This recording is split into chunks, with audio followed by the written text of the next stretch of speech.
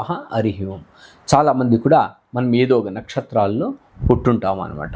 మనము జనన తిథుల్లో నక్షత్రాల్లో పుట్టినటువంటి దోషాలు నివృత్తి అయిన తర్వాత మనకు కొన్ని ఇంకా ప్రాబ్లమ్స్ ఉంటుంది అన్నమాట. జీవితంలో చాలా మనం ముందుకు వెళ్ళాల్సి వస్తుంది అనమాట. అక్కడ ఈ యొక్క అశ్విని నక్షత్రంలో ఎవరైనా పుట్టుంటే మనకు తొందరలు వస్తూ ఉంటే వాటికి మనం ఏదో ఒకటి చేయాల్సి వస్తుంది అనమాట. ఏమి ఆరాధన చేస్తే మనకు ఉపశమనాలు దొరుకుతుంది?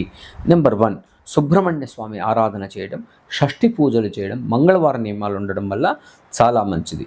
అదేవిధంగా వైద్య సహాయాన్ని చేయాలి. నిరుపేదలకు ఎవరికైనా కూడా మనకు చేతనైనంత సహాయం చేయడం మంచిది. ఉలవలను చేసిన వంటకాన్ని భోజనం చేయడం కూడా మంచిది. ఉలవలతో చేసినటువంటి వంటలు చేయడం వల్ల కూడా ఉలవల దానం ఇవ్వడం కూడా చాలా మంచిదని తెలియజేస్తుంది. ఇంకా ఈ వేరే ఏదో కూడా దానికంటే కూడా ఈ యొక్క ఔదార్యం ఇట్లాంటివి చేయడం వల్ల కూడా చాలా మంచి అనుకూలమైతే ఉంటుంది. మీరు అశ్విని నక్షత్రం అయితే ఇవి చేస్తూ వస్తూ ఉంటే మీరు ఖచ్చితంగా కూడా మీకు చాలా అనుకూలంగా ఉంటుంది. మీ యొక్క 2వ నక్షత్రంతో వాళ్ళతో మీరు కలిసి సంబంధంగా ఉంటే మంచి మెయింటైన్ చేస్తే ఇంకంత అనుకూలంగా ఉంటుందని తెలియజేస్తూ సర్వే జనా సుఖినో భవంతు, సన్మంగళాని భవంతు.